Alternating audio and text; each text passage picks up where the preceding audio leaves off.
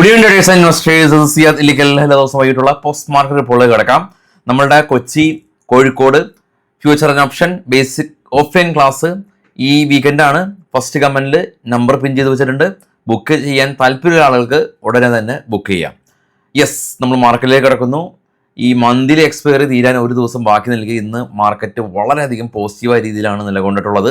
Sensex എല്ലാം തന്നെ 1000 point, bank Nifty 900 point, index heavy weight സ്റ്റോക്കുകളെല്ലാം തന്നെ വളരെ പോസിറ്റീവായ ക്ലോസിങ് നമുക്ക് കിട്ടി. ഇന്ത്യ വിക്സ് ക്രാഷ് ചെയ്തു, ക്രൂഡ് ക്രാഷ് ചെയ്തു, ക്രൂഡ് ഓയിൽ $100 താഴെയാണ്.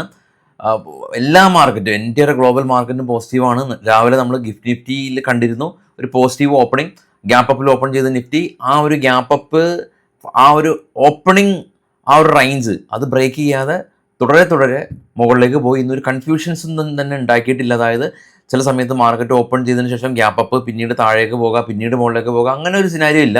ഒരേ ഡയറക്ഷനിലേക്ക് വളരെ ഡീസൻ്റ് ആയിട്ടുള്ള ഒരു റാലിയാണ് നമുക്കിന്ന് കിട്ടിയിട്ടുള്ളത്. ICICI ബാങ്കും HDFC ബാങ്കും ഉൾപ്പെടെയുള്ള ബാങ്കിങ് സെക്ടറിലുള്ള കമ്പനീസ് ബാങ്ക് നിഫ്റ്റീനെ അതിശക്തമായിട്ട് 2% ഒരു മുകളിലേക്ക് കൊണ്ടുപോകാനായിട്ട് ഹെൽപ്പ് ചെയ്തു. റിലയൻസും LNT ഉൾപ്പെടെയുള്ള മുൻനിര ഇൻഡെക്സ് ഹെവി വെയിറ്റ് സ്റ്റോക്കുകളും റാലിക്ക് ചുക്കാൻ പിടിച്ചിട്ടുണ്ട്. FIസിൻ്റെ കാര്യം, ഇന്ന് FIസിൻ്റെ ആക്ടിവിറ്റീസ് കമൻറ്റിൽ നോക്കിയാൽ കൃത്യമായിട്ട് കിട്ടും. ഈ ഒരു മാസം ഏകദേശം ഒരു 30,000 കോടി രൂപയ്ക്ക് മുകളിൽ FIs ഓൾറെഡി സെല്ല് ചെയ്തിട്ടുണ്ട്. അപ്പോൾ അവരുടെ ഇന്നത്തെ ആക്ടിവിറ്റീസ് വളരെ ക്രൂഷ്യലാണ്. ട്രംപിൻ്റെ ഭാഗത്തുനിന്നുള്ള സ്റ്റേറ്റ്മെൻ്റ് എല്ലാം തന്നെ നമ്മൾ രാവിലെ പ്രീ മാർക്കറ്റിൽ ഡിസ്കസ് ചെയ്താണ്. ഈ ഒരു യുദ്ധം അത് അന്തിമഘട്ടത്തിലേക്ക് എത്തുകയാണ് എന്നുള്ളതാണ് ട്രംപ് പറയുന്നത്. മറ്റുള്ള ഈ യുറേനിയം എൻറിച്ച്മെൻറ്റ് അങ്ങനെയുള്ള കാര്യങ്ങൾ ഇതുവരെ തീരുമാനമായിട്ടില്ലെങ്കിൽ കൂടിയും ഹോർമുസ് ആ ഒരു കടലിടുക്കിൽ ഉള്ള ആ ഒരു സംഘർഷം അത് ലഘൂകരിക്കാനായിട്ട് പറ്റിയിട്ടുണ്ടെന്ന് ട്രംപ് പറയുന്നുണ്ട്. ഇറാൻമേലുള്ള ഈ ഒരു സാമ്പത്തികപരമായിട്ടുള്ള ഉപരോധം പിൻവലിച്ചിട്ടില്ല, ഇതൊരു കരാറിലേക്ക് എത്തിയിട്ടില്ല. എങ്കിലും മാർക്കറ്റിൽ ആ ഒരു പഴയ ഭീതി ഈ ഒരു യുദ്ധത്തിന് പുറത്ത് ഇല്ല. നിഫ്റ്റി 26,300 ട്രേഡ് ചെയ്തുകൊണ്ടിരുന്ന നിഫ്റ്റിയാണ്. ഈ ഒരു യുദ്ധം വന്നില്ലായിരുന്നെങ്കിൽ ഇപ്പോൾ അത് മുന്നോട്ട് പോയേനെ. ഇപ്പം നമുക്ക് 24,000 മുകളിൽ ക്ലോസ് കിട്ടി എന്നുള്ളത് വളരെയധികം പോസിറ്റീവായിട്ട് തന്നെ കാണാനായിട്ട് പറ്റുന്നുണ്ട്. ഗ്ലോബൽ മാർക്കറ്റ് കാണുമ്പോൾ ഏറ്റവും താഴെ ഇപ്പോൾ ട്രേഡ് ചെയ്യുന്ന 3 യൂറോപ്യൻ മാർക്കറ്റും 1% മുകളിലാണ്. ഇന്ത്യ വിക്സ് കാണാം ഏറ്റവും താഴേന്ന് 4ാമത്, 8% ക്രാഷ് ചെയ്ത് 16ആണ്. ജപ്പാൻ മാർക്കറ്റ് 3% റാലി രേഖപ്പെടുത്തിയത്.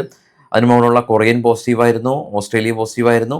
ഇപ്പോൾ ഈവൻ ട്രേഡ് ചെയ്യുന്ന നാസ്ഡാക്ക് ഫ്യൂച്ചറും ഡോ ഫ്യൂച്ചറും പോസിറ്റീവാണ്. ഇനി ഏറ്റവും ടോപ്പിലേക്ക് പോകുകയാണെങ്കിൽ ഗോൾഡ് 4,570, സിൽവർ 78, ബിറ്റ് കോയിനും സ്പൈക്ക് ചെയ്തു.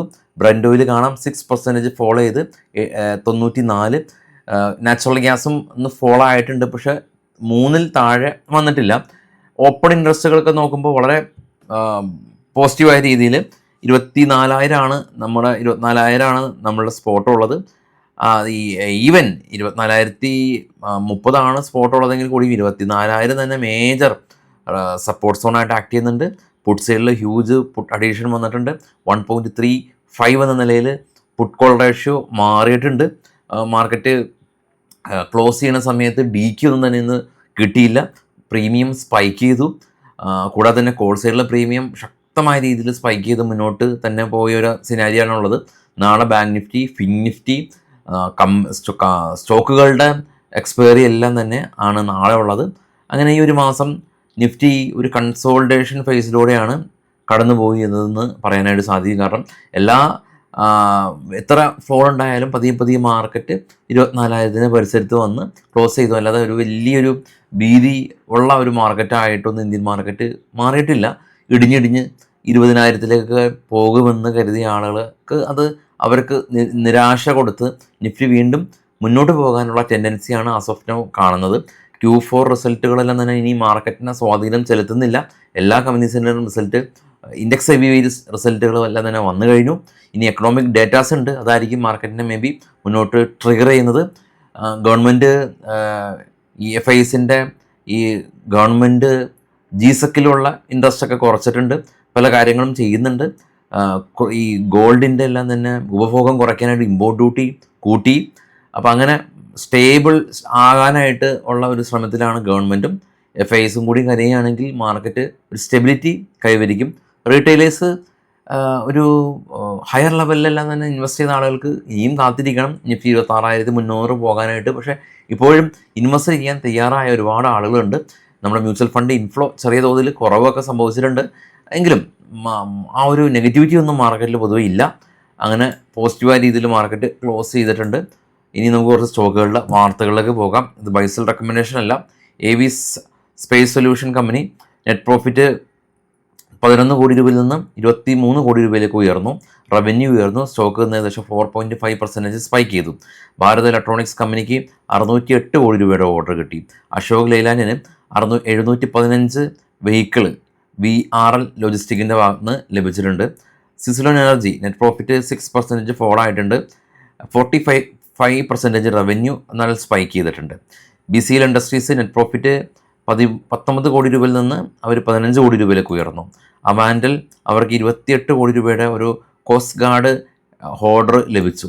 ക്യാമ്പസ് ആക്റ്റീവ് കമ്പനി ഇവർ 35 കോടി രൂപയിൽ നിന്ന് 44 കോടി രൂപയിലേക്ക് പ്രോഫിറ്റ് ഉയർന്നു. Surya Roshni company net profit 24% year on year കുറവാണ് റിപ്പോർട്ട് ചെയ്തത്. ശ്രീറാം പ്രോപ്പർട്ടീസ് നെറ്റ് പ്രോഫിറ്റ് 47 നിന്ന് 79 കോടി രൂപയിലേക്ക് ഉയർന്നു. സ്റ്റോക്ക് നിന്ന് 10% സ്പൈക്ക് ചെയ്തു. Ajmer reality company net profit 24 കോടി രൂപയിൽ നിന്ന് 58 കോടി രൂപയിലേക്ക് ഉയർന്നു. സ്റ്റോക്കിൽ നിന്ന് 8% റാലി രേഖപ്പെടുത്തി. Rainbow children Medicare company net profit 56 നിന്ന് 77 കോടി രൂപയിലേക്ക് ഉയർന്നു. സർദ എനർജി നെറ്റ് പ്രോഫിറ്റ് 108 നിന്ന് 158 കോടി രൂപയിലേക്ക് ഉയർന്നു. സ്റ്റീൽ എക്സ്ചേഞ്ച് കമ്പനി ഇവർ 4 കോടി രൂപയിൽ നിന്ന് 12 കോടി രൂപയിലേക്ക് പ്രോഫിറ്റ് ഉയർത്തി. ശ്രീറാം പ്രോപ്പർട്ടീസ് അവർക്ക് 4000 കോടി രൂപ സെയിൽസ് ടാർഗറ്റാണ് നെക്സ്റ്റ് ഫിനാൻഷ്യൽ ഇയറിൽ അവർ ടാർഗറ്റ് ചെയ്യുന്നത്. NBCC 180 കോടി രൂപയിൽ നിന്ന് 240 കോടി രൂപയിലേക്ക് ഉയർന്നു. HCL ടെക് ഇവർ പേജസ് സിസ്റ്റമായിട്ട് ഒരു പുതിയ AI ബിസിനസ് കോൺട്രാക്റ്റ് സൈൻ ചെയ്തു. സുന്ദരം ബ്രേക്ക് സിസ്റ്റം കമ്പനി ഇവർ എബിറ്റ എല്ലാം തന്നെ 9% വർധനവ് രേഖപ്പെടുത്തി. സ്റ്റോക്കിൽ നിന്ന് 20% അപ്പർ സർക്യൂട്ട് പോയിട്ടുണ്ട്. പ്രൊസസ്സൻ്റ് സിസ്റ്റം കമ്പനി ഇവർ AID ബിസിനസ് സെക്യൂരിറ്റി ആയിട്ട് ഒരു പുതിയ ബിസിനസ് കോൺട്രാക്റ്റ് സൈൻ ചെയ്തു. ജുപ്പിറ്റർ വാഗൺ കമ്പനി ഇവർ ഒരു BS പ്രോജക്റ്റ് ആയിട്ട് 200 കോടി രൂപയുടെ ഓർഡർ കമ്പനിക്ക് ലഭിച്ചു. സ്റ്റോക്ക് ഏകദേശം 8% ഒരു റാലി രേഖപ്പെടുത്തി. ഗ്ലോബലി നോക്കുമ്പോൾ നമ്മൾ നേരത്തെ കണ്ട പോലെ തന്നെ ഗ്ലോബൽ മാർക്കറ്റ് വന്നണങ്ങും ഒരു സ്റ്റേബിലിറ്റിക്ക് വേണ്ടിയിട്ട് ശ്രമിക്കുകയാണ്. എങ്കിലും ഈ യുദ്ധം കാരണമാണ് മാർക്കറ്റ് ഇടിഞ്ഞത്. യുദ്ധം മാറിയത് കൊണ്ടാണ് മാർക്കറ്റ് കയറുന്നത്.